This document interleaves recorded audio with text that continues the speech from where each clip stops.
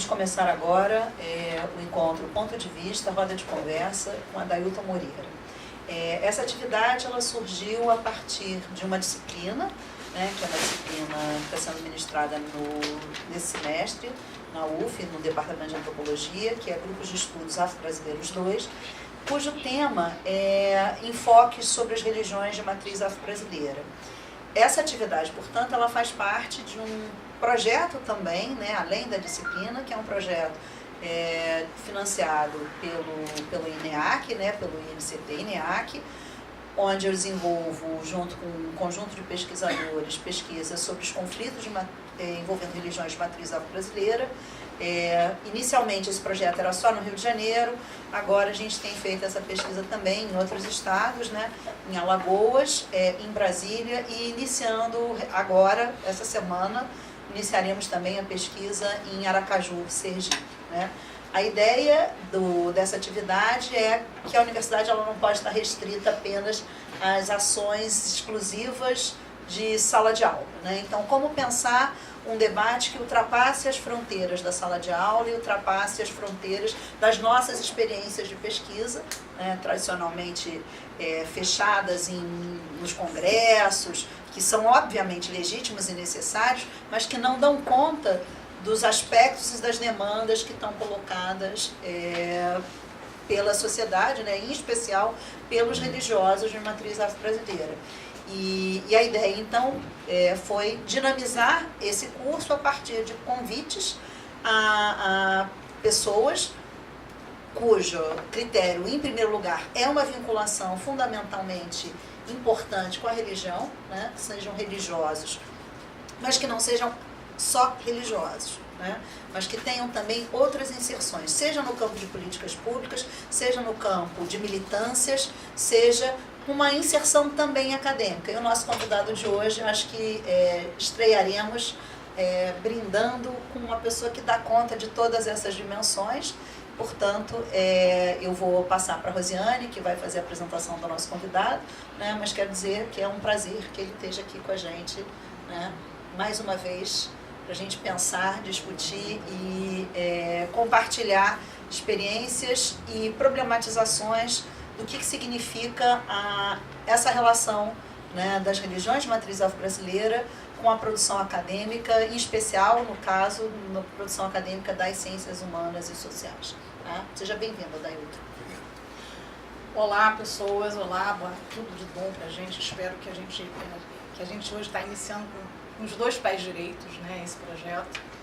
E é um prazer receber aqui uma das pessoas mais respeitadas no Candomblé do Rio de Janeiro. Uma das demandas também que surgiram a partir da proposta da professora Ana Paula Miranda é que nós, em sala de aula, percebemos também o desconhecimento sobre os grupos, o que são, na verdade, os grupos afro-brasileiros, né? Percebemos essas demandas dos alunos, e isso não é uma demanda dos nossos alunos, isso é uma demanda da sociedade brasileira, de uma forma geral, né, que não só desconhece, ignora, mas também tem medo de conhecer. E isso eu acho que é uma questão que a gente precisa pensar. Bom, então o nosso convidado é Adailton Moreira. Ele é cientista social formado pela PUC-Rio, mestrando em educação pelo PROPED, pesquisador do grupo Quequerê, ligado ao UERJ, e babalorixá do Ilê-Axé Omiojuaru, que foi fundado por Iá Beata de Iemanjá, que eu espero que todos vocês conheçam e que é alguém que a gente deve reverenciar sempre, porque foi uma mulher de luta, de garra. E Adailton está hoje diante, né, de um desafio muito grande, que é o de conduzir a comunidade do Omiojuaru. E, a partir disso, Adailton, queria, para fazer uma proposta da sua fala, como é que é esse homem que vive o candomblé diante da violência e diante também, como pesquisador, do projeto decolonial, que pensa a descolonização das práticas afro-brasileiras.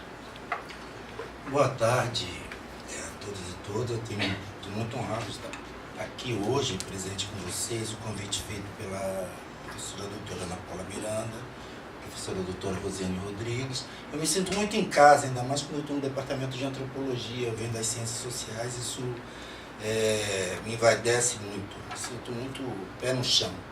É um espaço que eu gosto muito de estar discutindo, e eu acho que eu optei pelas ciências sociais por me provocar a repensar, a sair dessa zona de conforto, né? Eu acho que a antropologia, a sociologia, a ciência política nos provoca, com todo respeito aos outros cursos e outras disciplinas, mas é assim que eu me sinto. Bom,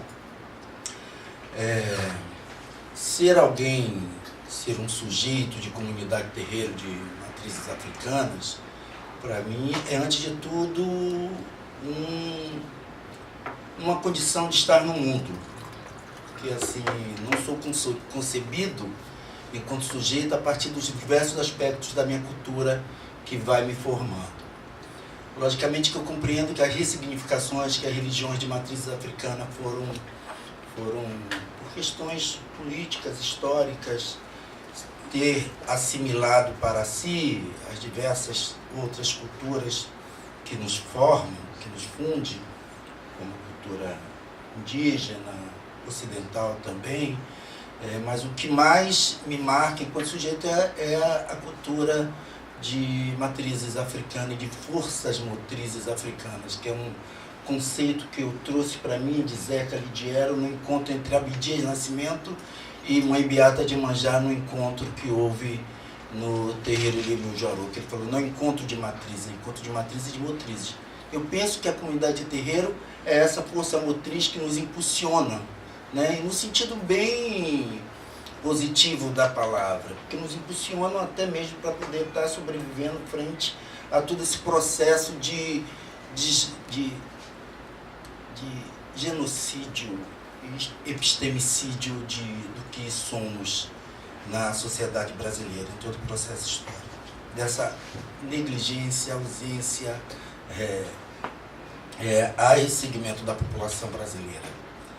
Então, assim, a tradição de matriz africana, vocês podem perceber que eu não vou estar falando muito sobre religiosidade de matriz africana, ou religião de matriz africana, porque eu associo muito a religião à instituição. E aí, quando fala em religião, ela acaba desconstruindo muitos aspectos da cultura de um povo, ela fica muito presa a uma formatação, né, de sua cultura. Então, muitas das vezes eu corroboro com Marx quando ele diz que a religião é o ópio do povo. Quando ela é utilizada dessa forma para poder impingir, subjugar, inferiorizar outras formas de pensar e de conceber o mundo, para mim ele é o ópio. Porque ele joga uma névoa sobre as pessoas e elas não conseguem ver a diferença com algo bom. Para o crescimento, lidar com a diversidade, essa unidade na diversidade. Os problemas são diversos. Eu, enquanto sujeito de matrizes africanas, de tradição negra de matriz africana, tenho consciência de todos esses aspectos que eu tenho que estar percebendo e pensando. Isso eu adquiri vivendo o candomblé. E aí, quando você vai para o outro lado, que assim eu percebi que era necessário que eu transisse também para a academia, que eu pudesse colaborar também com a academia, com esse meu olhar, enquanto uma pessoa de terreiro, isso reforça e quebra preconceitos, reforça, no que se refere os valores das tradições de matriz africana e também quebra com preconceitos da ignorância, de conhecer o que seja cultura. Geralmente as pessoas usam o conceito de religião para identificar as outras diversas culturas que compõem o Brasil. Então, para mim é muito difícil olhar a minha tradição, essa minha cosmovisão, esse mundo que eu pertenço, somente a partir da ótica da religiosidade ou da religião. Eu penso que transcende, porque é uma comunidade de matriz africana, dentro dela e para fora dela, porque é intramuros e extramuros, as suas ações, a forma de você conceber a pessoa humana, ela é muito dentro de um conceito de integralidade. Então não é somente o viver aquele sentido da religião, do rito em si, mas ela transcende, porque ela prepara a pessoa para que ela esteja em um mundo integral. Então, quando os rituais, de preparar a cabeça, de os ensinamentos ancestrais, de como é lidar com a coletividade, entendeu? A solidariedade que há no terreiro. A gente percebe isso nitidamente numa comunidade de terreiro de candomblé quando ela realiza uma festividade. As pessoas geralmente chegam na culminância da festividade. E toda essa organização política, social, de troca, de intercâmbios pré a festividade e pós-festividade, geralmente as pessoas não a veem. Então é sempre um olhar muito exotizante sobre as tradições de matrizes africanas. Desse olhar mesmo etnocêntrico, de como a gente concebe o que seja coletividade e comunidade de matrizes africanas. É muito que uma mídia, certas mídias fazem com essas imagens e vendem, e as pessoas acabam crendo nisso. Eu sou um homem que eu nasci e me criei, eu não fui para o candomblé, eu nasci nessa cultura. Eu sei a história de meus avós, de meus bisavós, a origem de onde eles vieram, porque foi a partir desse saber, desse conhecimento da oralidade, que isso se perpetuou em minha família. Eu sei que eu sou origem Nupe, que é o povo antigo Tapa. Eu sei que se chamava minha bisavó com seu nome ainda de origem nigeriana. Eu sei que se chamava meu avô. Eu sei de onde nós viemos. E eu sei de onde que nós queremos chegar. Onde nós queremos chegar é uma sociedade equânime e não igual. Igualdades, a gente está lutando por direitos. Agora a sociedade ela tem que ser equânime para todos.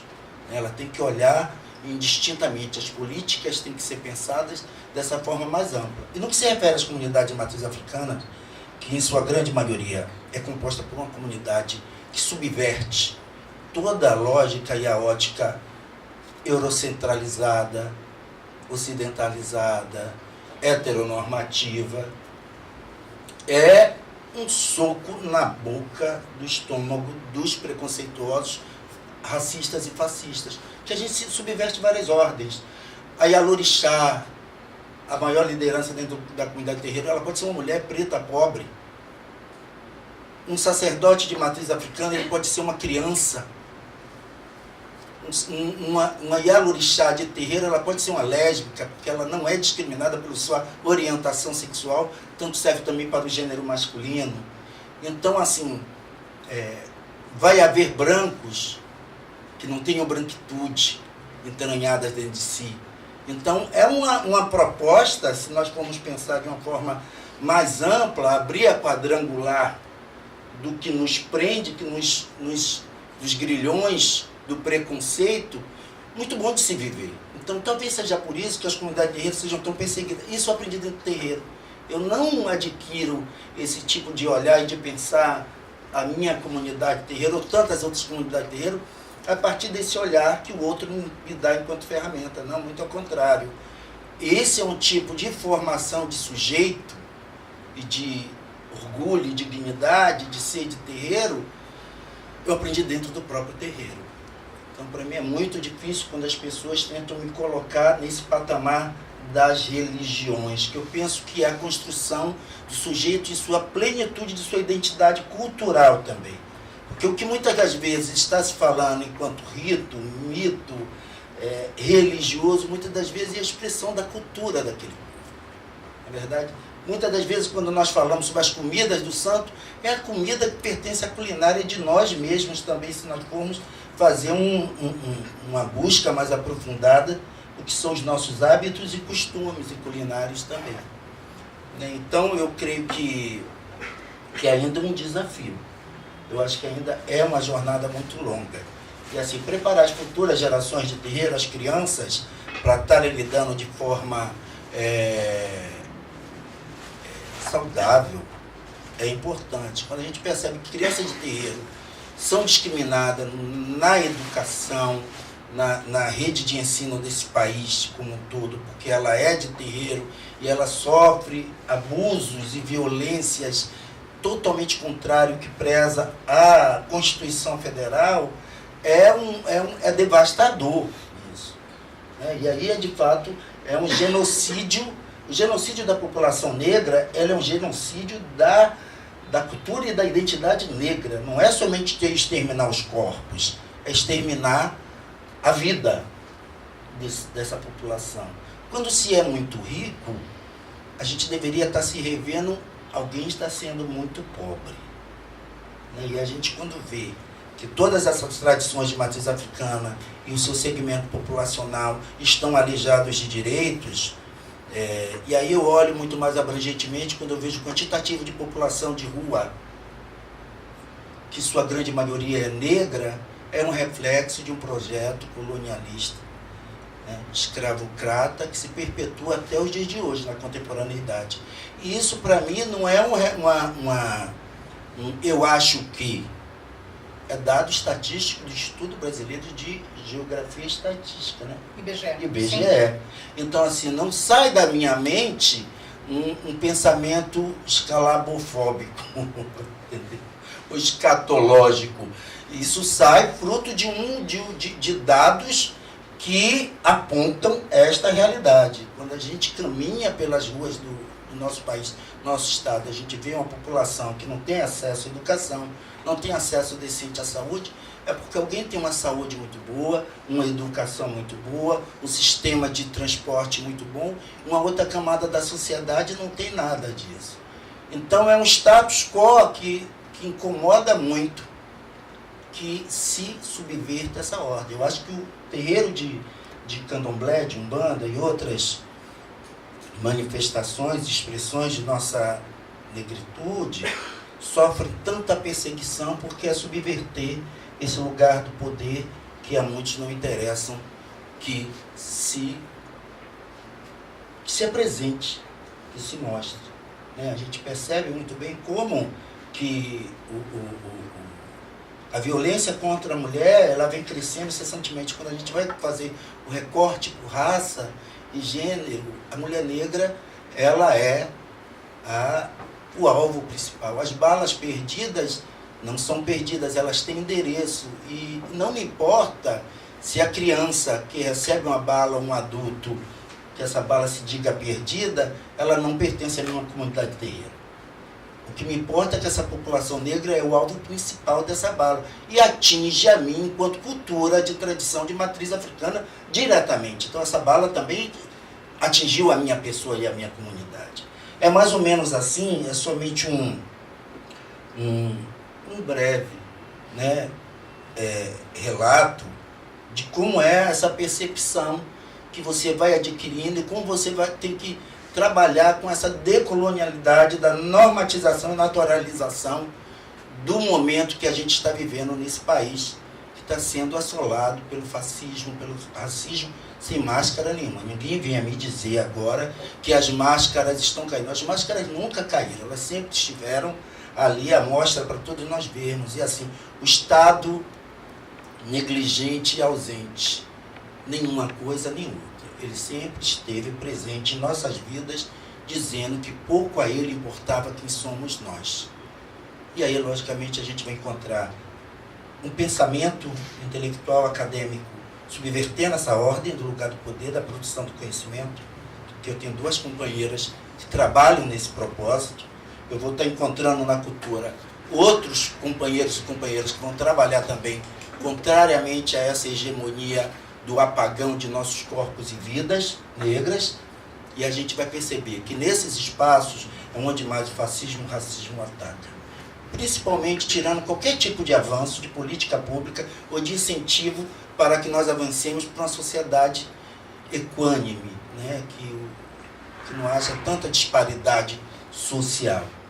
Isso eu aprendi dentro do candomblé. Existe um cântico que a gente aprende no terreiro de candomblé, que o Batalá diz que os que não têm uma perna são filhos dele. Aqueles que não têm um olho também são filhos dele. Aqueles que são extremamente negros são filhos dele. Aqueles que são albinos e brancos também são filhos dele. O animal sagrado dessa divindade é o ibim, molusco, que é hermafrodita, que gera em si aos dois sexos. Então a gente tem que buscar, dentro de nossos mitos e costumes e hábitos, a explicação para lidar exatamente com esse acolhimento e pensar a sociedade de uma forma um pouco mais ampla. Porque a tradição de matriz africana, ela nunca discrimina em sua origem, não. Mas a gente é bombardeado para que tenhamos também, muitas das vezes, olhares preconceituosos sobre aquilo que nos é diferente. Então, é de fato nos voltarmos um pouco para nós mesmos e dizer o que nós podemos oferecer para a transformação dessa sociedade que está injusta e cruel, genocida. Vou falar especificamente no estado do Rio de Janeiro, mas que se espraiou pelo Brasil todo. Se bem que a gente já sabe que é uma pandemia. Fascismo, racismo virou uma pandemia no mundo inteiro, né? Eu vou me ater um pouco aqui, que eu acho que nós temos muito a discutir ainda. Eu queria formular uma pergunta, porque a gente tem no Brasil uma série de expressões, né, de práticas e tradições afro-brasileiras. A gente tem o candomblé, a gente tem o batuque, a gente tem o xambá, a gente tem uma série de expressões, né, de matriz afro-brasileira. E eu fico, quando a gente vai para a sala de aula conversar com os alunos, eu percebo que eles não têm essa primeira dimensão dessa diversidade, né? Essa diversidade de práticas de matrizes afro-brasileiras. E o segundo, eles têm uma dificuldade muito grande de entender o que são essas práticas, né? Obviamente que a gente não tem condição de pegar um único pesquisador que seja, ou um único ser humano que seja, que consiga dar conta dessa diversidade e falar sobre toda essa diversidade das práticas tradicionais. Agora, eu queria que você dissesse pra gente o que é candomblé para você. E aí, o que é candomblé no sentido dessa prática afro-brasileira? Como eu disse, o candomblé para mim ele não se estabelece somente em intramuros. Isso não é somente daquele espaço geográfico circunscrito do que seja o sagrado. O ser de candomblé e o seu filho de Ogum dentro do terreiro continua sendo filho de Ogum fora do terreiro.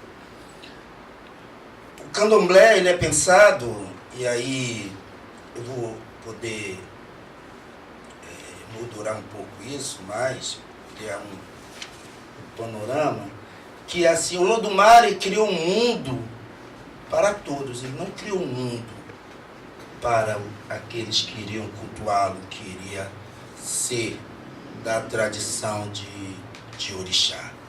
Ele criou esse mundo integral, entre homens, coisas, animais, natureza pudesse viver harmonicamente. Então, alguém, em algum dado momento, um processo colonizador, nos diz que somos diferentes e, consequentemente, inferiores.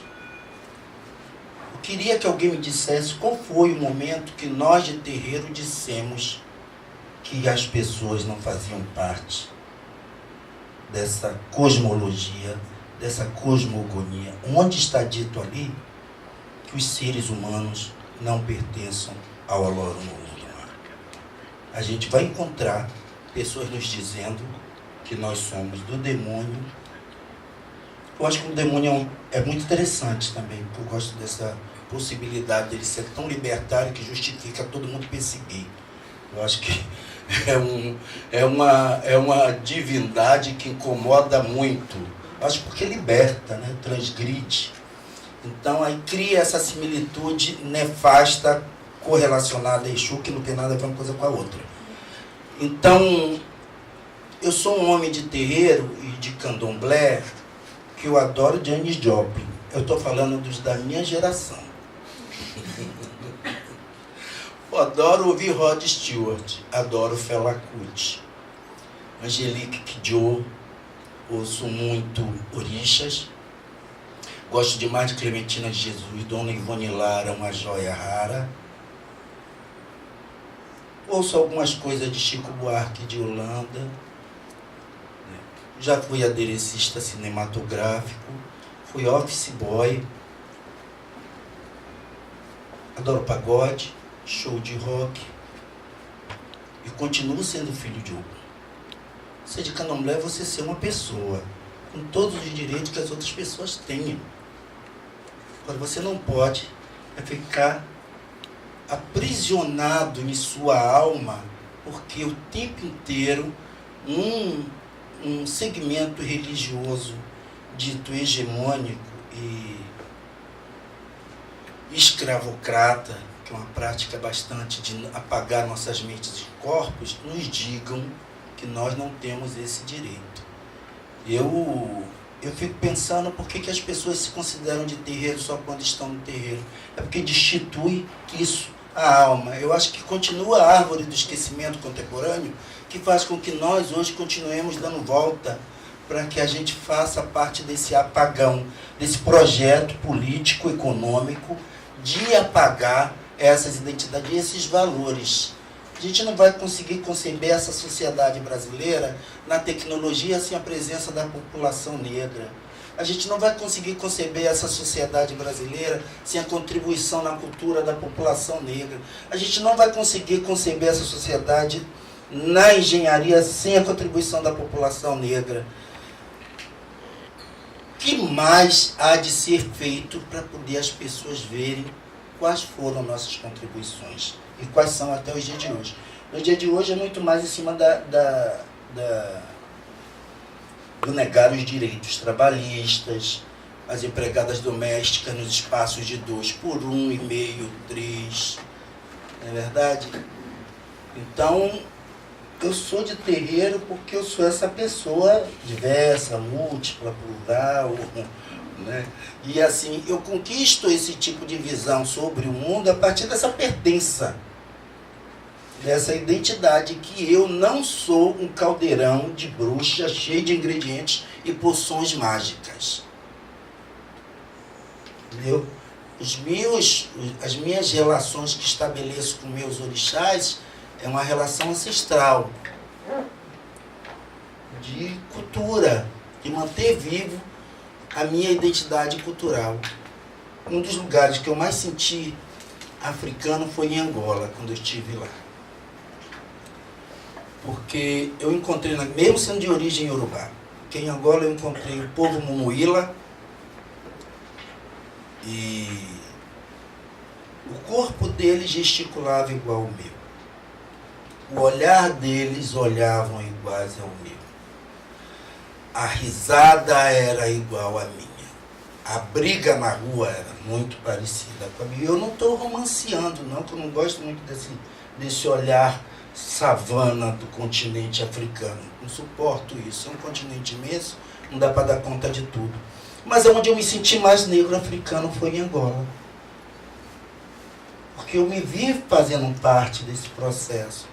E eu só pude perceber isso quando eu vi os meus iguais. Hoje você vê nossos irmãos e irmãs negras não se olhando enquanto iguais. Isso é desmobilização política, desarticulação de um povo. E isso é apagar a alma, que eu digo que é o apagão, né? De qualquer tipo de movimento. E eu sou de orixá pensando assim. Então eu acho que ser do candomblé é ter essas visões. Eu não fico o tempo inteiro cantando Égea, Balé, Cararó, Choro, Choro. Eu tenho mais o que fazer. Eu invoco minhas divindades, meus deuses e deusas, quando é pertinente que se faça tal. Mas não. Eu tenho que lavar roupa, cuidar de casa, ver filha, pagar contas. O banco que me cobra juros absurdos iguais a todo mundo. A prefeitura que ganha em cima de mim no imposto predial territorial urbano. Igual. Isso é ser povo de candomblé. Eu não sei porque as pessoas olham como se fosse um alienígena, dão até pedrada. Ateiam fogo nos templos. É o cúmulo da anomia social. É quando não há nenhum tipo de olhar reflexivo, onde você vai olhar para o que se chame direito nesse país. Quando não se toma nenhum tipo de ação efetiva de combate a esse tipo de violação. Porque se queima um templo evangélico na minha frente, eu vou denunciar. Se queima um templo budista, eu vou denunciar. Isso é violação de direito. Isso é violência, isso é crime. Para as religiões de matriz africana, eu não estou vendo reparação nenhuma. E não adianta ninguém vir me dizer que foram 2, 3 casos que foram resolvidos no oceano de mares não solucionados. Entendeu? Então a gente tem assim, algumas questões de legislação, elas avançam muito rápido, e outras não. Eu queria... Posso? Pensando isso que você está propondo, óbvio, tem milhares de perguntas para fazer, mas eu queria pegar o gancho da legislação para te perguntar sobre a questão das formulações políticas públicas, né? Você é uma pessoa que foi engajada, trabalhou muito tempo em algumas situações de gestão, e como é que você vê essas... Eu hoje recebi que foi publicado um plano estadual de liberdade religiosa para o estado do Rio de Janeiro, e a gente sabe como é que esse trabalho começou há muito tempo atrás, isso ficou engavetado. Eu queria que você falasse um pouco, dentro desse contexto atual de fascismo, para que serve publicar um plano? Serve para alguma coisa ou é mais uma letra morta?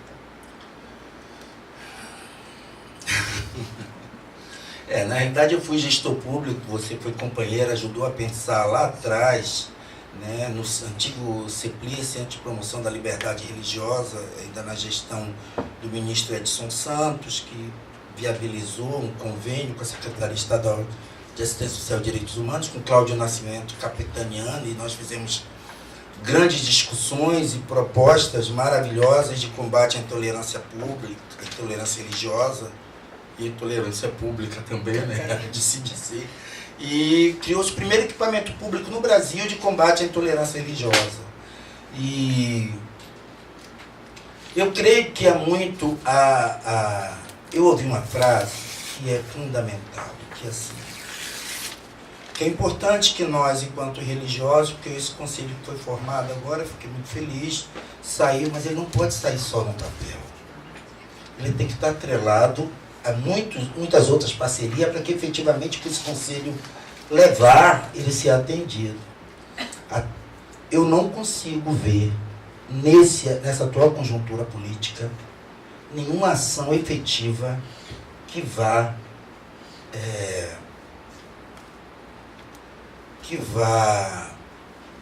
solucionar as questões de intolerância religiosa, ou melhor, racismo religioso nesse estado, muito menos no Brasil. Eu tenho muito medo de próximo de eleições se saírem tantas coisas importantes como grandes festivais de soluções para os pobres e oprimidos. Entendeu? Eu posso falar isso de cadeira porque em um dado momento, quando eu me senti incomodado com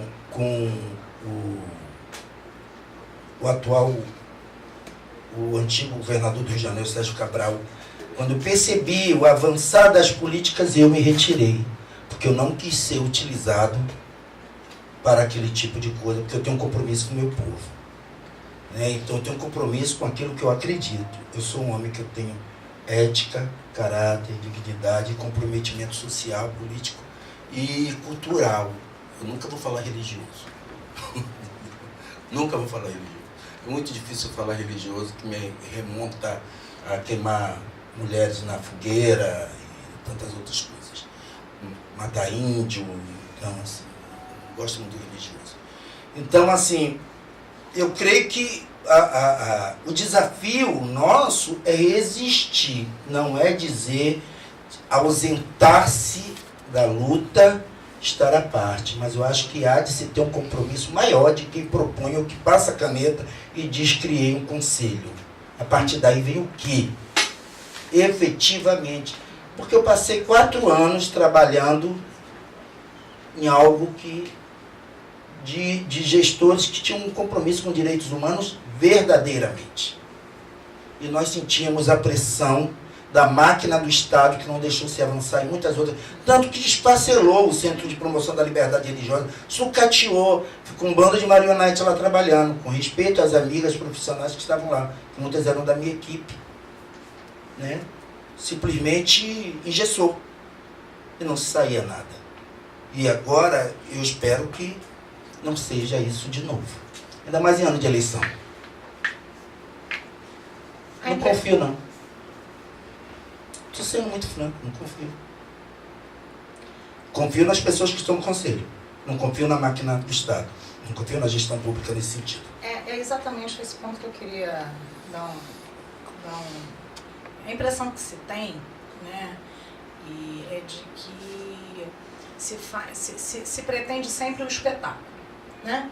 Você lança um plano, bota um pai de santo ou uma mãe de santo do lado, posa para foto. Inclusive essa foi a estratégia do bispo que governa a cidade do Rio de Janeiro, né?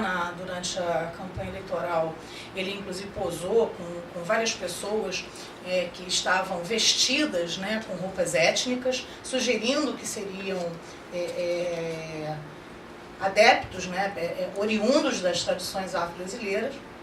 E me parece que é sempre a necessidade do espetáculo, né? Você faz um espetáculo, você exotiza a intolerância religiosa em relação ao candomblé, à umbanda e às práticas afro-brasileiras, porque você exotiza, você tem um período em que isso rende voto, mas do ponto de vista da política pública, extinguir isso, né, tem duas vertentes. Você para de produzir cadáveres, você para de produzir vítimas e você não tem como se manter nesse espetáculo.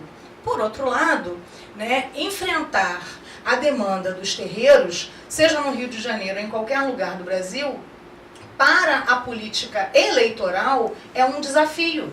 Porque no momento em que você posa, né, com esse ser exótico do lado, você precisa se explicar com os currais eleitorais das igrejas neopentecostais que elegem hoje a segunda maior bancada do Brasil. Então eu queria que o senhor pudesse dar uma avaliada nessa... Se o senhor acha que é uma espetacularização, se essas políticas efetivamente... Se o Estado brasileiro tem compromisso com essas políticas. Olha, eu, no dia 16 de setembro de 2017, nós fizemos um evento muito grande no Elio Meu Jorô chamado Luto na Luta. Ana Paula participou? Não, eu estava viajando, infelizmente eu não pude ir. Então, muitos de nós aqui participaram. Você estava, Leonardo estava. Nos representando. Isso. E assim, essa atividade, ela aconteceu puxada pelo povo terreiro. Sim. Porque nós não tínhamos visto nenhum tipo de ação que pudesse salvaguardar a integridade física das pessoas, nem a integridade do espaço físico dos terreiros. E aí todos vieram, representantes da esfera federal, estadual e municipal, todas as organizações de movimentos sociais, de movimentos religiosos estavam lá presentes conosco, discutindo quais seriam as ações que poderiam combater as práticas criminosas contra as casas que foram violadas. Eu queria, até o dia de hoje, que eles me dissessem qual foi a reparação a essas comunidades terreiras. Se teve mais de 10 ou 20 audiências públicas no estado do Rio de Janeiro. Cadê? Então, assim, aquela história é mais ou menos assim. Vocês há de compreender que tem toda uma questão de legislatura, de burocracia, e quantos mais terreiros serão apedrejados, incendiados, pessoas serão mortas, desterritorializadas. Eu ouvi de um grande jurista dizer na minha cara: vocês já tentaram conversar com os traficantes? Eu que tenho que conversar com os traficantes? Eu sou a vítima e eu vou conversar com os traficantes que minha casa foi incendiada, depredada, que eu fui violentado. Sou eu que tenho que fazer o papel do Estado? Então, desfaça-se o Estado. Porque nós, enquanto pessoas, sujeitos, podemos então nos gerir. Então esse foi um ponto muito doloroso para nós percebermos essa ausência desse Estado, essa ausência de políticas efetivas de combate à intolerância e o racismo religioso. Não aconteceu nada de lá para cá, não aconteceu. Mãe Carmen de Oxum continua fora do Brasil, não pode voltar para a sua casa de candomblé. As pessoas todas querem dizer, vão na delegacia, fazem o registro de ocorrência e as pessoas querem que diga que é briga de vizinhos. Não é racismo religioso. E eu não posso compactuar com a política de extermínio dos jovens que estão no tráfico, porque eles são engrenagem de uma mola histórica da escravidão, de negligência à população negra. Ninguém nasce bandido, criminoso, traficante, porque é opção. Entendeu? Eu acho que é fruto de um sistema nefasto, escravocrata, que fabrica cada vez marionetes para poder sustentar a empresa do armamento, a empresa do tráfico e tantas outras mazelas sociais desse país. Não é em vão. Entendeu? Você olha 99% desses jovens que estão no tráfico, todos são negros. Alguma coisa está errada aí. Todo mundo tem o DNA e o determinismo biológico a ser traficante. Sim. É vergonhoso. É vergonhoso. E, logicamente, esse tampão que as pessoas põem nas vistas e não querem observar. Eu acho que é isso. A gente tem que quebrar com esses conceitos pré-estabelecidos de que tudo tem que estar no mesmo lugar. Pegando esse gancho de quebrar, eu queria voltar a uma... tem pergunta da plateia? Tá, o Léo está escrito, mas deixa eu fazer a minha e na sequência o Léo faz. Enfim, nós estamos também envolvidos aqui na universidade com o processo, né, da entrada e a tentativa de aprimorar a garantia de que as cotas étnico-raciais destinadas, né, a estudantes negros, né, pardos, pretos, pardos e indígenas seja assegurada, né? Mas a gente sabe que o problema não é só o ingresso, né? E agora você, como um integrante, né, de um curso de mestrado, eu queria que você falasse um pouco sobre essa sua trajetória, no sentido de como é difícil conciliar a vida acadêmica e as exigências da vida acadêmica, não só com a vida de religioso, mas com esses dois mundos, porque de fato são mundos que às vezes se repelem, né? Não é um processo simples. Eu escuto muito falar da branquitude nos terreiros, mas acho que tem outros problemas em outros espaços também. Então eu queria que a gente pensasse um pouco como é isso, né? Como é que se dá essa relação para você? Eu outro dia estava falando exatamente das diversas jornadas de trabalho que nós temos. E que é muito interessante quando as pessoas falam assim, eu trabalho 8 horas por dia, eu pego 9 da manhã e saio às 7 horas da noite. Eu estou tão cansado. Mesmo assim eu faço graduação, faço mestrado, faço doutorado, faço pós-doc. E eu estava pensando como nós temos uma visão tão neoliberal capitalista, tão racional, tão lógica, tão eurocentrada, de valorar as coisas mediante as nossas óticas confortáveis. Eu estava pensando, eu trabalho 18 horas por dia. Eu trabalho 18 horas por dia. Eu sou responsável pela minha comunidade e assim, as pessoas dependem de mim, independente, e eu falo que depende de mim. Não é para ficar fazendo macumba 24 horas, não. Nós vivemos uma comunidade, nós nos ouvimos, nós nos tocamos, nós nos criamos. Nossas crianças e jovens têm que serem orientadas, você tem que prepará-las para o futuro. Os idosos de nossa comunidade precisam ser assistidos, nós precisamos ouvi-los. Eu tenho que jogar búzios, eu tenho que usar o merim de Logum e trazer a voz dos orixás. Eu preciso fazer as oferendas, ebós. Eu preciso fazer obra na minha comunidade de terreiro e movimentar toda a ebé, comunidade para tal. Eu trabalho 18 horas por dia. Eu atendo celular o tempo inteiro. Eu faço trabalho para o meu grupo de pesquisa durante essas 18 horas. Eu fico tão feliz quando a pessoa trabalha 8 horas por dia. Eu também. Porque eu trabalho 18. Se minha vida sempre foi 18 horas por dia sendo de terreiro. Minha graduação, eu saía 4 horas da manhã em Campo Grande. Quem mora na Zona Oeste sabe o que é isso. Porque minha primeira aula na PUC era às 7. Eu não sei por que a aula das 7, porque eu nunca prestei atenção nela. Não entendia, ainda não estava ligado, tic-tac não conversavam, não dialogavam.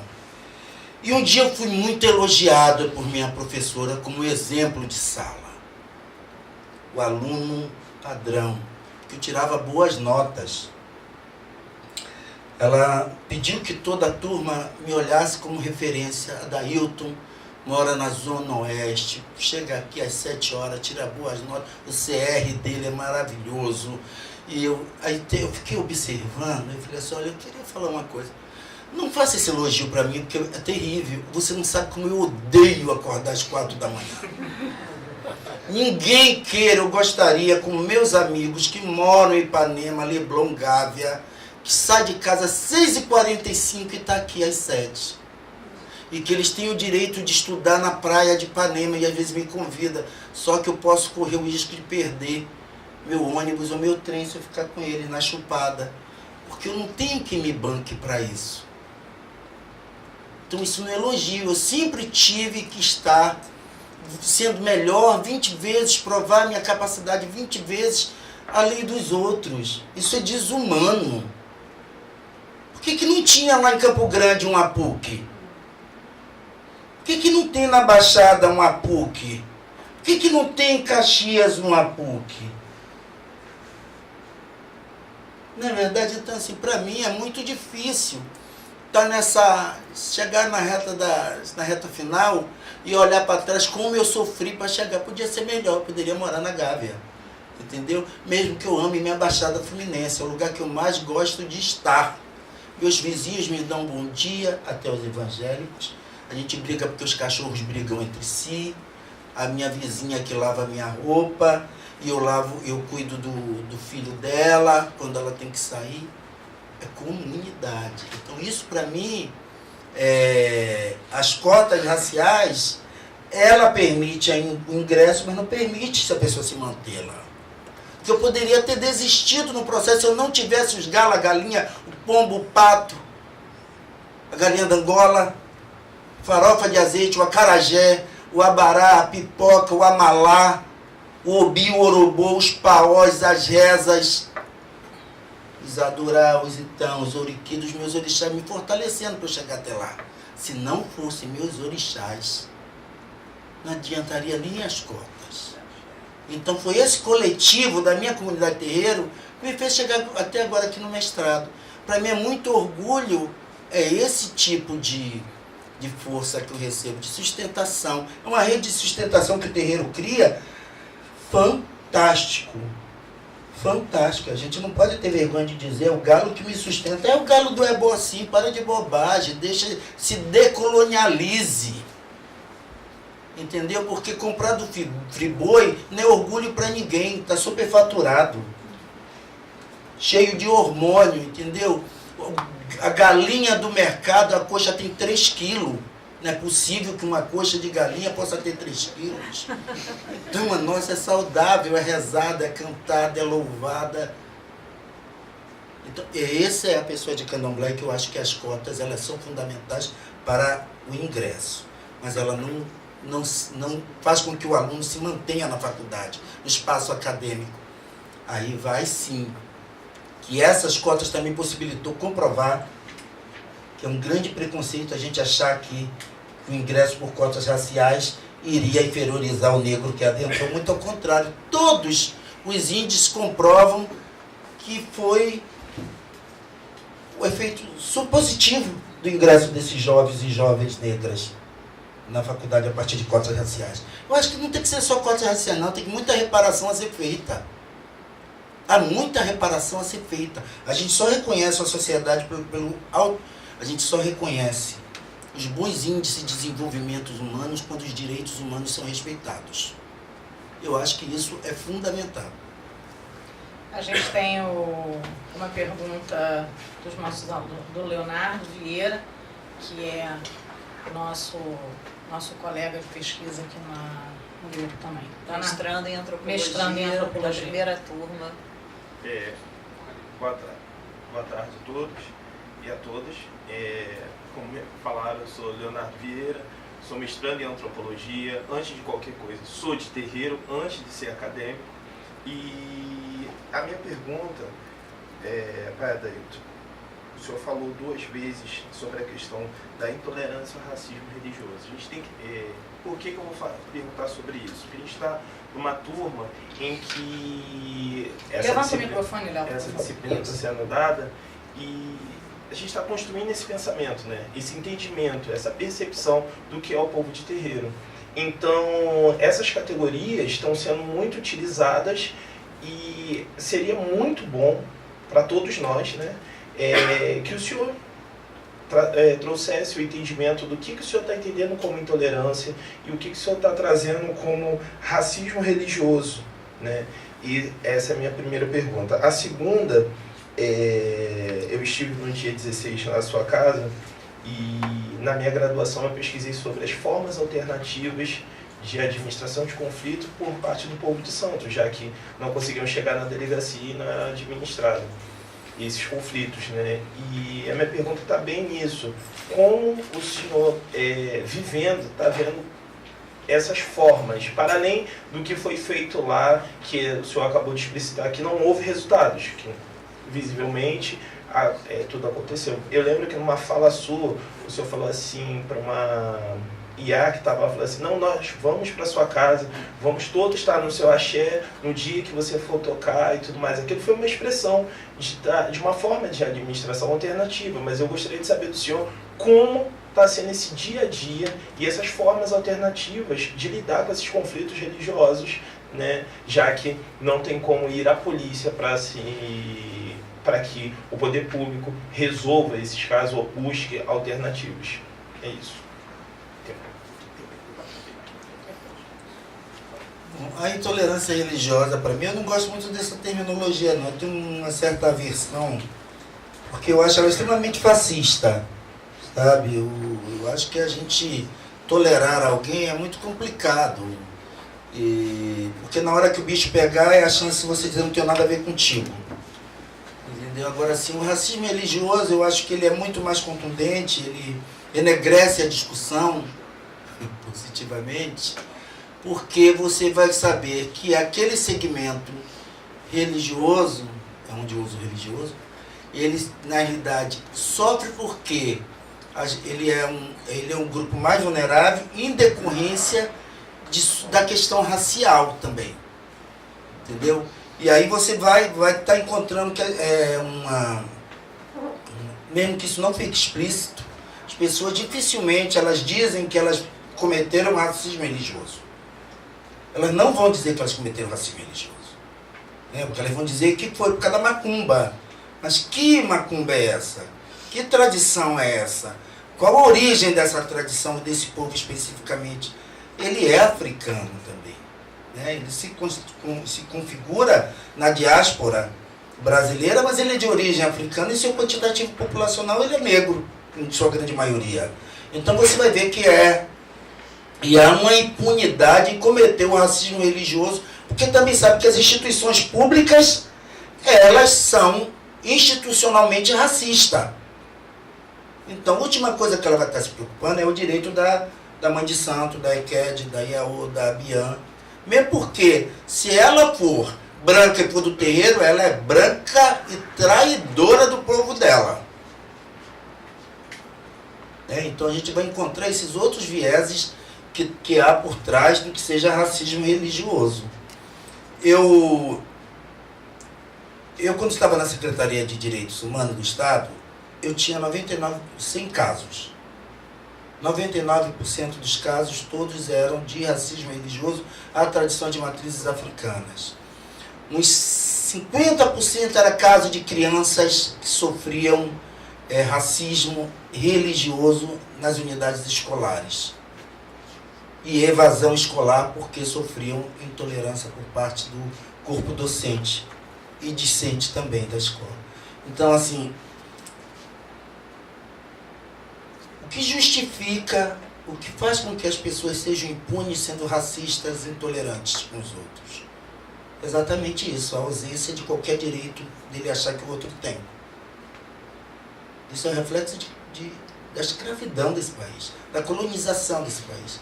Então, nos decolonizar também é começar a pensar o que acontece com o outro que está do nosso lado, não é somente pensar. Eu acho que é um exercício profundo para a sociedade como um todo. Eu não acho que isso faça mal somente ao povo negro, não. Faz mal a toda a sociedade brasileira. O racismo é um mal para todos nós. Nós não conseguimos ter paz. Eu acordo de manhã procurando ver se alguém quebrou alguma coisa no meu terreiro.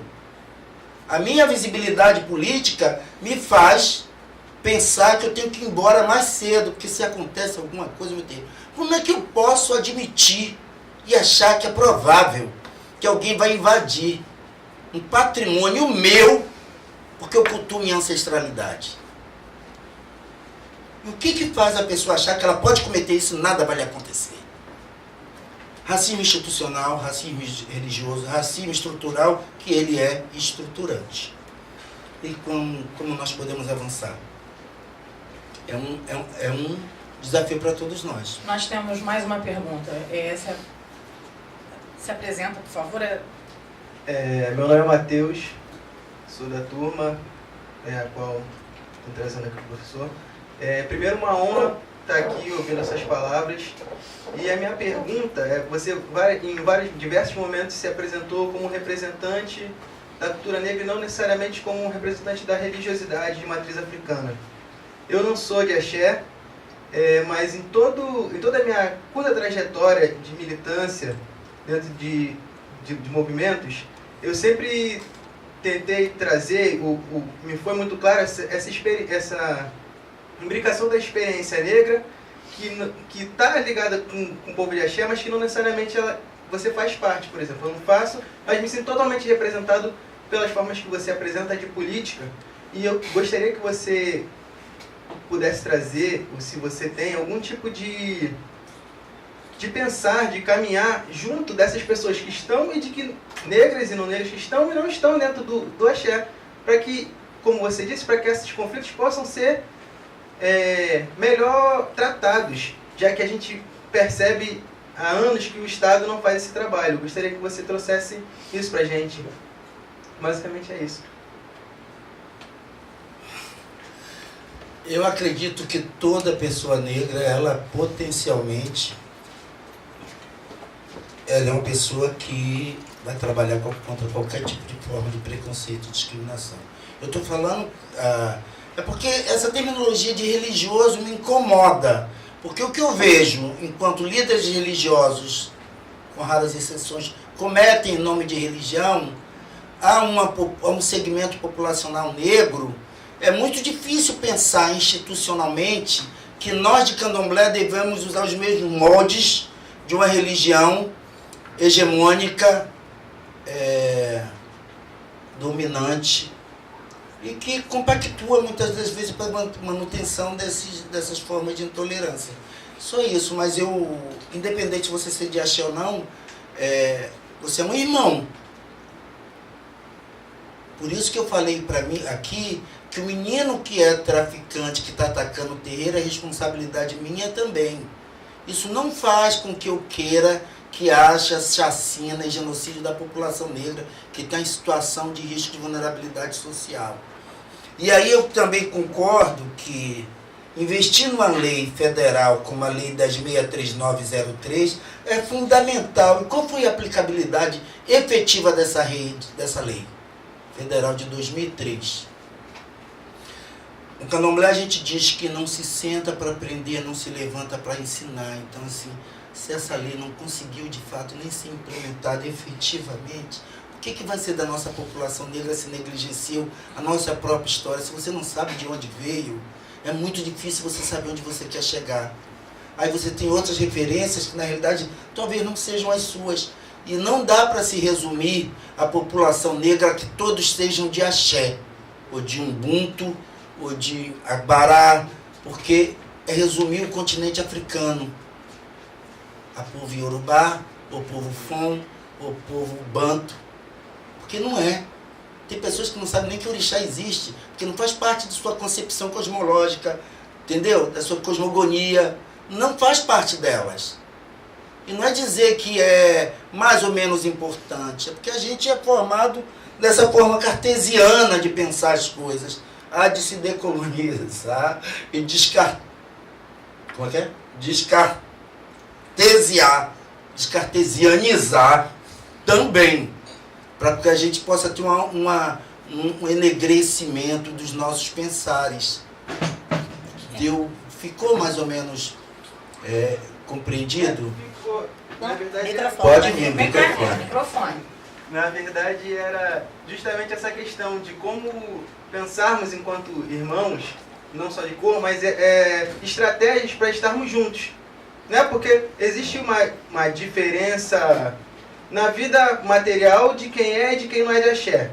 Mas essas coisas, mas as nossas experiências políticas, elas são muito parecidas. E aí era exatamente isso, mas eu acho que você respondeu perfeitamente, sim, eu pelo menos entendi muito bem. E uma coisa, quando eu falo de descartesianizar, também é começar a pensar que comunidade terreira é comunidade de pessoas. O meu filho solta, minha filha solta pipa, tem namorado, brinca na rua, vai no shopping, ela vai se encontrar com você e vocês são negros. Então, quando olha para o terreiro, olha como um espaço religioso somente, como se não fosse um espaço de resistência, de reexistência política, cultural, ancestral, entendeu? Porque o espaço do terreiro não é somente espaço do que as pessoas pintam, que a gente fica lá o tempo inteiro no transe, no sacrifício. Pelo amor de Deus, é resumir demais a capacidade humana e potencialidade de todos nós para estar cultuando nossos ancestrais. Amar a árvore é primitivo? Eu prefiro, porque pelo menos não sou dono de madeireira, a natureza não vai cobrar de mim. Vou pagar, logicamente, porque faço parte desse mundo, mas não será tão nefasto quanto que eles estão causando à humanidade e ao meio ambiente. O terreiro não poluiu a Baía da Guanabara, o terreiro não poluiu a Lagoa Rodrigo de Freitas, o terreiro não faz festa no Maracanã, emporcalha tudo. O terreiro não construiu no morro, a Baía de Sepetiba. Não é o terreiro. Então nós olhamos de uma forma preconceituosa para aquilo que está ali, mas não pensa maior. Não é terreiro que sacrifica animais em massa para vender a população de uma forma absurda, com um salário que a gente vive de miséria. Não é o terreiro. Mas nós somos os primitivos, filhos do demônio. É exatamente isso que a gente tem que pensar, né? Essa a lente quadrangular, que tem que ficar mais aberta, mais ampliada, para estar pensando. Tem uma coisa interessantíssima, né? Que a Samarco poluiu, né, acabou, destruiu o rio, destruiu toda a flora em Minas Gerais. Né? A gente tem indústrias no Rio de Janeiro, principalmente na Baixada Fluminense, que acabam com a possibilidade de surgir qualquer vida naquele perímetro territorial. Mas o bispo que governa o Rio de Janeiro quer multar as pessoas que fazem oferendas e sujam a encruzilhada. É de uma hipocrisia, né, que a gente precisa chamar a atenção, porque parece que o presente que se dá nas águas do mar ou nas águas dos rios que fazem um drama ambiental. Só para pegar o Ou a interdição dos viveiros no Sim, Mercadão como de Madureira, agora. Que eu nunca vi ninguém fazer nenhuma intervenção nos grandes frigoríficos. Não, e tem uma coisa, né, gente? Santuário para galinha é um negócio sensacional, né? Porque, assim, galinha, cabrito, virou animal que tem que ir para santuário. Eu não sabia que eles eram protegidos pelo meio ambiente. Eu acho que a Sadia tem que ficar muito preocupada com isso, né? Agora, só pegando o gancho do Matheus, eu queria, assim, pra gente, você sabe que... E a gente tem outra pergunta, mas só para botar o dedo nessa ferida, porque eu acho que é uma ferida muito grande que a gente precisa pensar e repensar e refletir.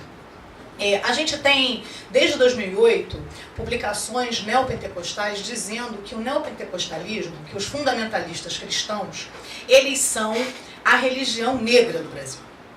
E eles acusam os terreiros de estarem embranquecendo, né? E, na verdade, eles se invocam, né? Se auto-intitulam como a religião mais negra do Brasil. E aí a gente vai olhar para as igrejas, para essas igrejas fundamentalistas cristãs que estão no alicerce do fascismo crescente no Brasil, e a gente vai ver, como no caso, por exemplo, do vídeo que circulou amplamente na internet, a cor do traficante que faz as pessoas quebrarem as coisas, a cor das vítimas, né? E normalmente, quando a gente está olhando o agressor e a vítima com o mesmo dado, com o mesmo padrão de cor, né? E aí, por um lado, os irmãos do candomblé se colocam como a religião negra de perpetuação da memória africana, perpetuação das práticas e tradições, e, por outro lado, essa disputa dos neopentecostais, que é uma disputa mercantilista, capitalista e de construção de poder político eleitoral. Como é que você avalia isso? Você profunda.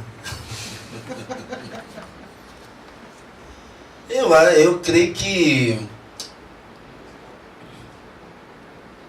se eu fosse falar muito friamente e cruelmente sobre a situação que nós estamos vivendo, é não ver saída. A sensação que eu tenho às vezes, assim, o ópio é tão forte que nós olhamos um pouco para frente e a gente fala assim, não vai ter saída. E paralelo a isso a gente continua resistindo e resistindo. A capacidade nossa de continuar ressignificando a vida para poder dar sentido a seguir, é isso que é muito interessante. É o que faz até eu estar aqui agora. Que eu acho que é esse o papel de cada qual. Enquanto pudermos resistir e trabalhar contra essas práticas de imobilidade de nós mesmos, de nossas ações, é fundamental para poder dizer, olha, não vai dar, nós ainda estamos aqui. Né? Lutar contra o assassinato de Marielle Franco é um recado bem dado que essa sociedade racista, machista, heteronormativa, horrenda, com as instituições públicas totalmente imobilizadas, sem tomar de fato uma solução imediata a esse caso. Não é verdade? Eu creio que a solução é continuar, mesmo que pareça não ter nenhuma outra possibilidade de transformação do que está estabelecido aí. Mas essa observância factual. Mas eu creio que existem forças por trás, pela frente, pelos lados, que faz com que se reverta algumas questões aí. Eu não estou deixando de cultuar meus orixás porque eu estou vendo essa vergonha que está estabelecida, essa crueldade com a sociedade brasileira que está colocada aí. É de fato ainda os senhores de engenho querendo comandar esse país, as grandes elites. É uma luta de poder. Né? É uma luta grande de poder, de não transformação. É assim, não há um paradigma ainda. É preciso, o medo é que haja. Né? Que haja no mesmo peso e medida. Né? Eu creio que nós vamos estar continuando, nem porque eu acho, desculpa com as exceções, pensamento ainda que nós vamos cair, que o mundo ele é quadrado, e que é um oceano e que cai no abismo. A fala ainda é essa. A fala é essa. E o que me espanta é como que as pessoas estão entorpecidas por essa fala. É tirar o direito da pessoa ser ela. Né? A gente percebe nas ruas como que as pessoas falam, como que as crianças estão totalmente robotizadas nesse sentido, com elementos da religião manipulando-as. Assim. É muito doente, é muito perverso. Tirar a essência de uma criança e colocar esses elementos, de fato tirar a alma. Isso é algo que nós temos que estar preparados para continuar na luta. Não tem outro caminho. É vocês resistindo aqui, é Estela Caputo resistindo na UERJ, com a Edmeia Santos, Nilda Alves, é Renato Teixeira. Ai, meu Deus. Renato Nogueira. Renato Nogueira. E tantas outras, é Wanda Tula. Machado, é Tula Pires, na PUC. Nós estamos ainda se mantendo em pé e lutando contra isso que está aí. Entendeu? Porque não tem outra forma. Porque senão a gente vai de fato recuar. Né? A gente vai recuar e ficar ali vendo o circo pegando fogo. Nós temos mais uma pergunta da Bárbara. Boa tarde, eu sou a Bárbara, aluna de Ciências Sociais da UF. E, na verdade, eu tenho duas perguntas para fazer. Uma com relação a isso que ele falou, que o senhor estava falando sobre a resistência, que a gente tem que resistir e tal. Só que, assim, uma questão que eu tenho é como lutar. Isso é assim, eu não vejo saída para essa situação hoje, mas, assim, como lutar num país onde se tem racismo, o racismo é falado, mas o racista não existe. Então, assim, como a gente encontrar isso? Porque a gente encontra o racismo falado em todos os lugares, mas o racista não. Então a gente vai dialogar com quem, assim? Quem é essa figura que a gente tanto está buscando dialogar? E um outro ponto também, outra questão, é que o senhor estava falando sobre a cultura de matriz africana transcender a questão da religiosidade. E aí é uma curiosidade minha, assim. Como, ainda mais o senhor vindo da religião, nascendo dentro da religião, como todos esses ritos, todos esses aprendizados que formaram quem o senhor é hoje, como o senhor consegue colocar isso nas suas práticas sociais, assim? Como esses ensinamentos de terreiro do senhor influenciam em ser quem o senhor é hoje? Porque, como o senhor estava falando, não é só questão de religioso, mas como um mestrando, como uma pessoa que gosta de ouvir música, como esses rituais que formaram tiveram essa formação religiosa, falando, representam na sociedade. É basicamente isso. Bom, a primeira questão, ela ainda é que nasceu primeiro, o ovo ou a galinha. Né? Que nós estamos criando essa grande rede. E também nunca se ouviu tantos momentos de encontro para discussão, para se denunciar racismo, fascismo, nazifascismo, né? Nunca existiu tantas ações contrárias, porque nós também estamos reagindo. Quando eu digo resistir, é reagir, e eles estão nos ouvindo sim. Porque, paralelo a isso, eles também estão se colocando e falando, eu identifico quem é racista, porque as pessoas hoje, elas têm uma impunidade de que não vai me acontecer nada, eu posso ser racista, chamar a pessoa de macaca, chamar outro cabeça chata, sua gorda, sua feia, viado, e nas ruas as pessoas também não estão tendo vergonha, você identifica claramente essas pessoas. Agora você tem que ter o respaldo das instituições públicas que salvaguardem esses direitos são violados para você acionar. Mas nós continuamos nos organizando politicamente o tempo inteiro. Eu tenho participado desde o ano retrasado que a gente vem participando dentro das faculdades, em eventos dos movimentos sociais, eventos de religiosidade, denunciando internacionalmente o momento que o país vem atravessando, as violações à juventude do Brasil, as violações às mulheres negras do Brasil, as violações à população LGBT no Brasil. Nunca se houve tanta ação reagindo da sociedade civil organizada. E eu estou dizendo que não é somente dos partidos políticos. A sociedade civil organizada se sentiu atingida, violentada. E aí não é somente a academia, mas assim, a vovozinha que está em casa achou um absurdo, porque ofendeu o neto e ela foi contrária a isso, as pessoas estão se manifestando. Agora, assim, o meu reflexo de quem eu sou hoje, para a minha comunidade de terreiro, é porque é exatamente isso. Não dá para pensar que a comunidade de terreiro é uma comunidade de religião. É uma comunidade de construção de laços muito além do que se comporte uma religião. Porque as pessoas vão no terreiro. A Ana Paula, ela é minha parenta de santo, mesmo não sendo do mesmo terreiro que o meu. A Rosiane também é minha parente, mesmo sendo do mesmo terreiro que eu. O meu irmão Gil, que é filho de um tio meu, não sendo do mesmo terreiro, mas é o meu irmão, nossas famílias são extensivas. E assim, eu estar na faculdade, eu me uso enquanto um signo de referência para que os outros possam estar juntos. E assim, eu vim sim, do barro no chão, eu vim morando no mato, eu vim comendo teiu, eu vim pegando fruta no pé. E os meus que passaram as mesmas questões que eu, viram que é possível. Não é para dizer que é fácil, não. Nada foi fácil. Você sabe que eu contei que eu acordava 4 da manhã para estar 7 na PUC, que eu olhava para a professora, eu estava obnubilado, sabe?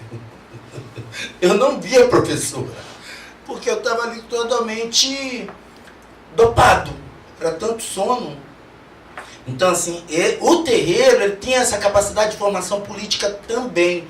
Então, não dá para poder usar esse pensar a partir de uma ótica do que seja a comunidade terreiro quanto templo religioso.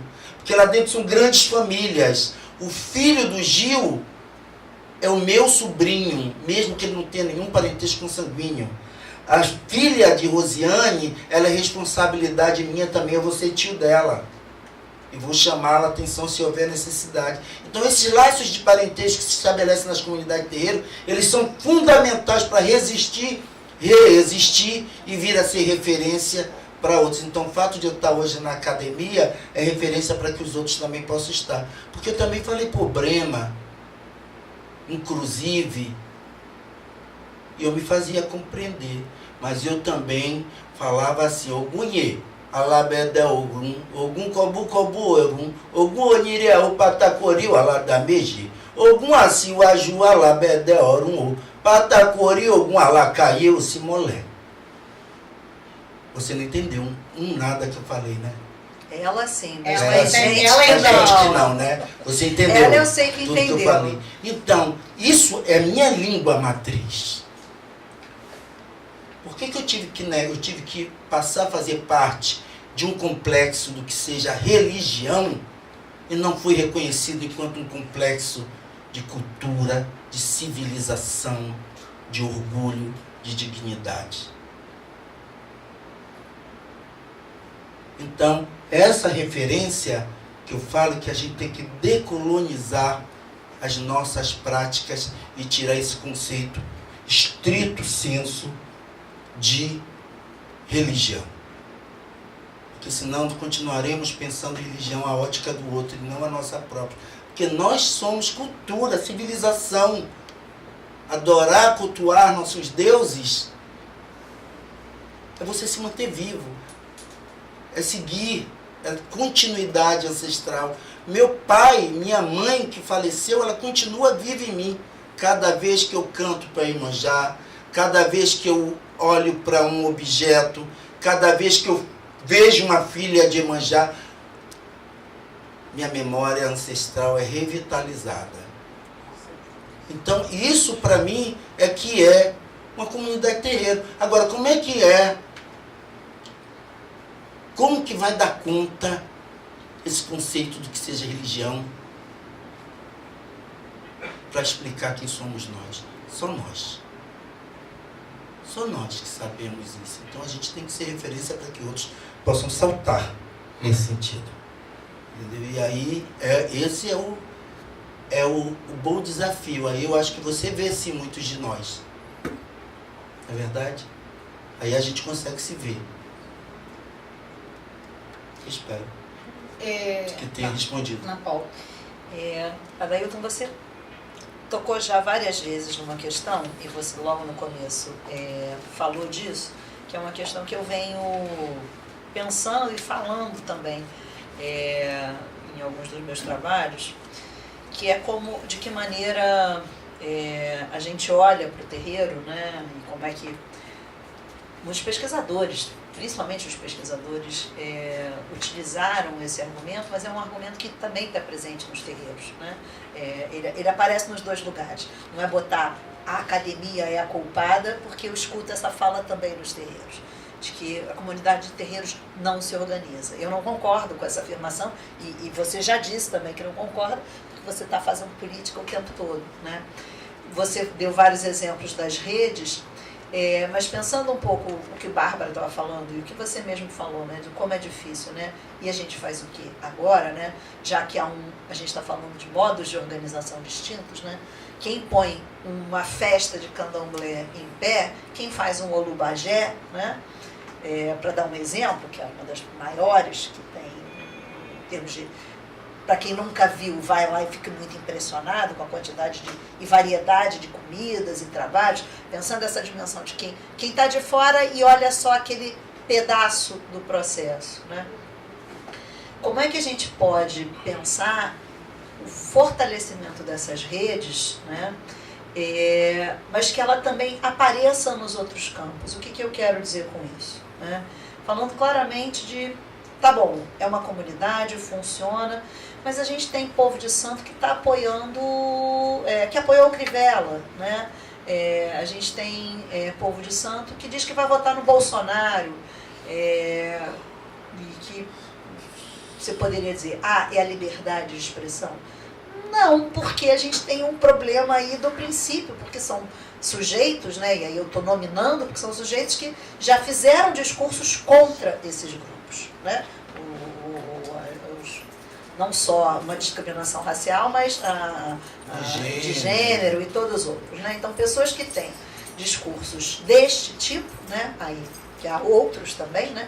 Eles foram 2 casos. Então, eu já vi em muitos terreiros, eu tenho visto isso acontecer agora com mais frequência. E eu queria que você falasse um pouco sobre isso. Que junto com as festas, as casas começaram a ter conversas políticas. Mas não é com políticos, mas conversas políticas. A falar sobre os ataques, a falar sobre as ameaças, a falar em como resistir, né? Como é que você vê isso? Você acha que isso pode ter um efeito para fora, ou você acha que isso, quer dizer, uma coisa não exclui a outra, né? Ou que isso pode reforçar ainda mais esses laços? Como é que você vê isso? Olha, desde a década de 80, IPELSE, Instituto de Pesquisa e Estudo da Língua e Cultura Iorubá, com o querido Jairo Pereira de Jesus, que é onde eu comecei meu trabalho político mesmo, de formação para trabalhar as questões de violação de direitos por intolerância religiosa, que na época a gente chamava Guerra Santa, porque era mesmo. Era um projeto que desde lá você estudou e pesquisou bastante sobre essa temática. As comunidades terreiras naquela época já internamente já discutiam essas questões de violência aos terreiros. E as lideranças elas eram extremamente atuantes nas discussões. Mãe Meninazinha de Oxum, Mãe Beata, Pai Reinaldo de Itaúna, Mãe Palmeira de Ançã. Eu tenho tanto com Regina Lúcia do Chepofonjá. Nós percorremos várias cidades do Rio de Janeiro fazendo encontro que era tradição dos orixás, que era vendo de que forma politicamente nós nos organizávamos. Ali foi o primeiro embrião, o primeiro núcleo para trabalhar as questões que hoje dizem que é intolerância religiosa. Mas essa organização política partiu com um protagonista, que isso eu não posso negar, Jairo Pereira de Jesus, no estado do Rio de Janeiro. É digno você reconhecer as pessoas e o trabalho delas, é muito digno. E eu creio confio que essa é a saída, não é verdade? Eu percebo também que muitas das vezes as pessoas, por um total desconhecimento do que seja a construção do processo de exclusão de seus direitos, o desconhecimento do processo de exclusão dos direitos de si mesmo, muitas das vezes comete esses equívocos. Apoiar um Bolsonaro, apoiar um Malafaia, Crivella, Alexandre Frota.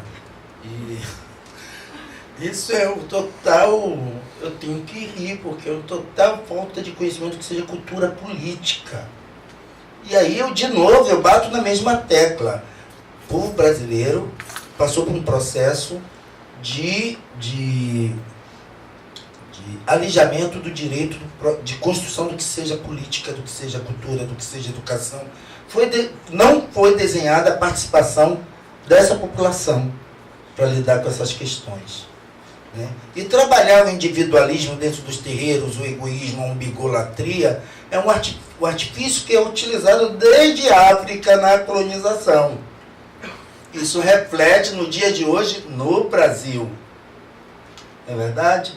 Vamos desunir-nos, uma turma vota aqui, outra turma vota ali.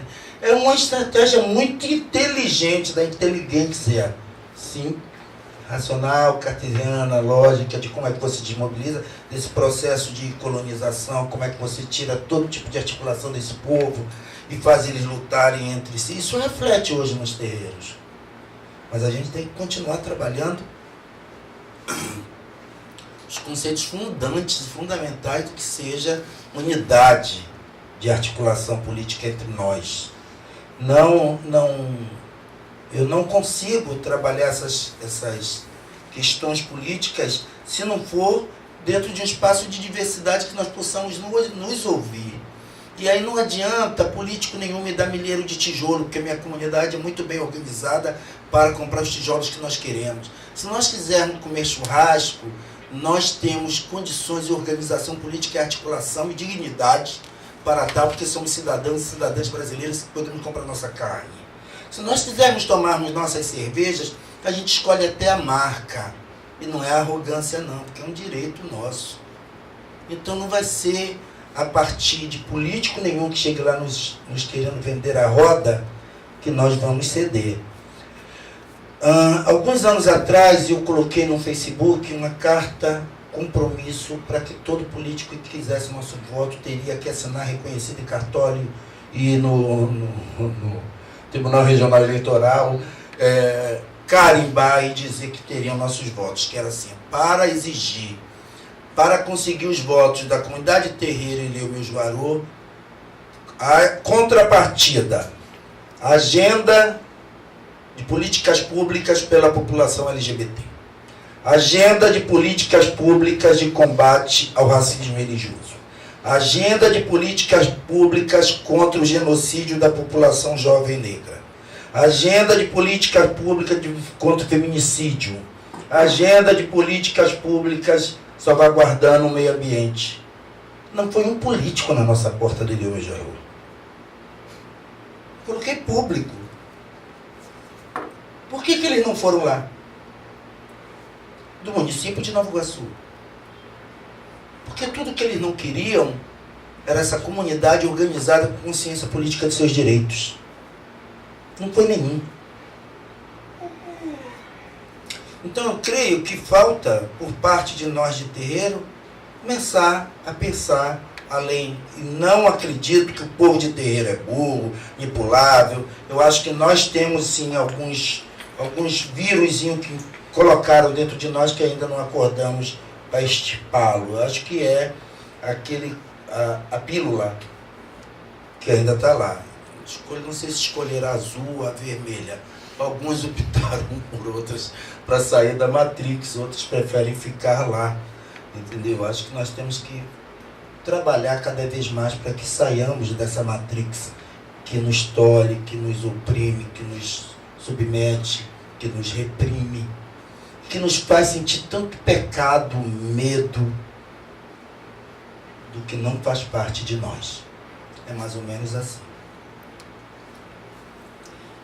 Bom, para a gente começar a encerrar o nosso primeiro programa, eu queria ponderar com você uma demanda do próprio projeto decolonial, né, que me parece, que é a reafricanização do candomblé.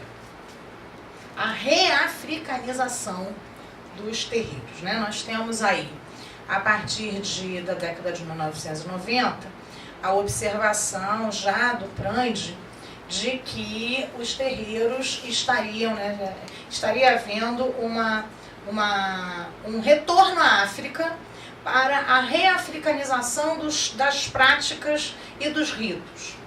Ir à África tornou-se, e estar lá e visitar a África, tornou-se inclusive uma dimensão de status. E essa reafricanização, ela se dá, ela opera politicamente a partir do projeto decolonial. O que você acha disso? Eu sou de um terreiro afro-brasileiro. Consigo compreender os signos e símbolos que meus ancestrais me legaram de uma forma muito tranquila. Eu não quero reafricanizar meu terreiro.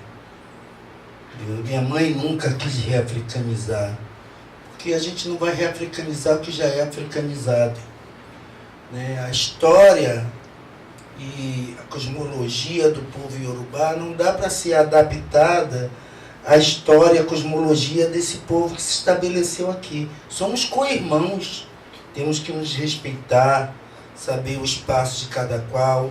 Tenho grandes amigos nigerianos que eu respeito, tenho muitas considerações, alguns babalaôs, que eu tenho deferências e respeito. Mas eu sou de um terreiro afro-brasileiro, não tenho o menor problema de me sentir pela metade, porque não estou em contato com o continente, com a Nigéria mais especificamente.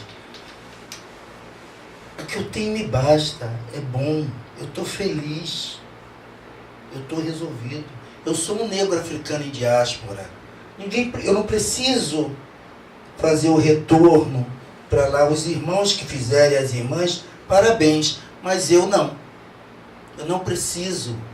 Estou sendo muito franco. Não é diminuindo o esforço nem a capacidade daqueles que buscaram para si. Eu não preciso. Eu não preciso disso. Eu sou muito feliz com o meu candomblé. Eu botei outro dia no Face. Eu sou muito feliz com o meu candomblé. Foi o meu candomblé afro-brasileiro que me fez sujeito. Foi o meu candomblé afro-brasileiro que me ensinou a enrolar, caçar, fazer acarajé, botar ibu, poxalá, e as águas salvar Oxum, botar flores no mapa Emanjá, botar caruru para Ibeje. Foi meu candomblé afro-brasileiro que me deu isso tudo. Foi meu candomblé afro-brasileiro que me fez estar no mestrado. Foi o candomblé afro-brasileiro que eu sou coordenador nacional da Rede Nacional de Religiões Afro-Brasileiras de Saúde do GT Homens de Axé.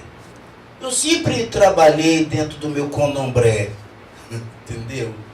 Eu sempre fui muito feliz. Foi no meu candomblé que eu tive dignidade pela minha orientação sexual gay. Foi no meu candomblé que as pessoas me acolheram. Eu tive uma filha maravilhosa que vivi com um companheiro de 23 anos. Foi no meu candomblé. Foi no meu candomblé que, a partir da ida de minha mãe ao mar buscar peixes,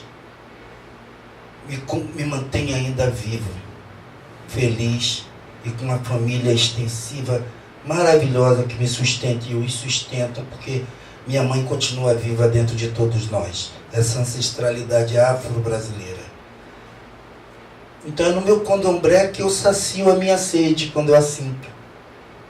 Quando eu bato meu paó, quando eu abraço meus amigos. Eu não tenho muitos problemas, não. Eu não devo ter mais problemas do que outros irmãos que estão no continente. Gostaria de poder-los ajudar mais. Que eu acho que é esse o papel de todos nós. Uns ajudarem os outros. Porque eu tenho muito medo de eu ser contaminado pelo vírus da decolonização inversa. Sabe?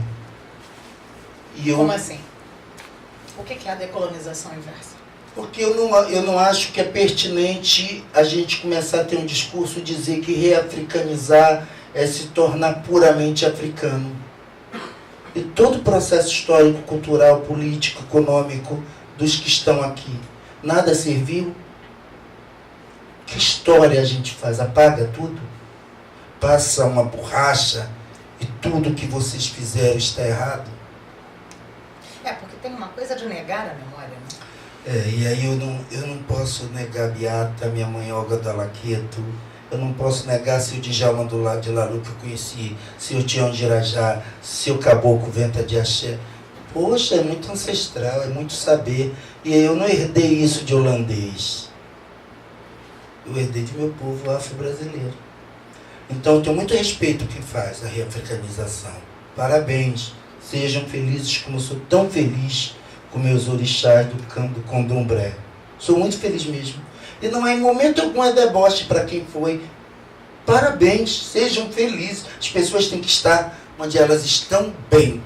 Eu estou muito bem com o meu orixá do candomblé. Eu sou um preto muito bem resolvido nesse sentido. E assim, para mim, meus orixás não são produtos que estão na prateleira como no supermercado ou no free shop. Meus orixás são para eu cultuá-los, lembrar de minha ancestralidade, do meu compromisso com a sociedade, com as políticas, porque meu candomblé é um lugar também de fazer política.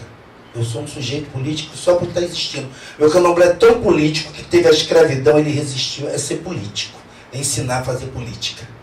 Né? É tão inteligente. Eu vi um vídeo outro dia no Facebook que é muito bonito, que um rapaz questionou um grande mestre que falou para ele assim: ô babá, para que vai ficar cantando no axixê, Angola, Jeje? A gente não é de Queto?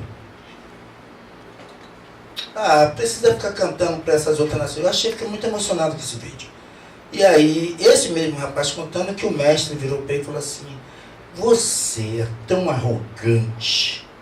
Você vê que os povos que aqui chegaram, cada um de uma etnia, criaram um ritual que unisse todos eles no momento do culto ancestral, e você vem me dizer que é para desmanchar isso? A partir do ritual do axixê, todos esses povos são cultuados juntos. Você diz que isso está errado. É mais ou menos isso. Eu sou um negro afro-brasileiro de orixá e tenho muito orgulho disso. Ana Paula, você tem considerações a fazer? Só agradecer. Só isso. Não tem mais nada a dizer, só agradecer. Não sei se o público tem mais alguma coisa. Mas acho que fechamos com chave de ouro. Bom, esta foi a primeira roda de conversa do projeto Ponto de Vista, e nós tivemos o grande prazer de recebermos Adailton Moreira, cientista social formado pela PUC, mestrando em educação, pesquisador do grupo de pesquisa Quequerê da UERJ, e Babalorixá, do Ilê Axé Omê Juarô, e um homem do Ogum. Sua bênção, babá. Valeu, abençoe. Axé. Axé. Bons caminhos para todos.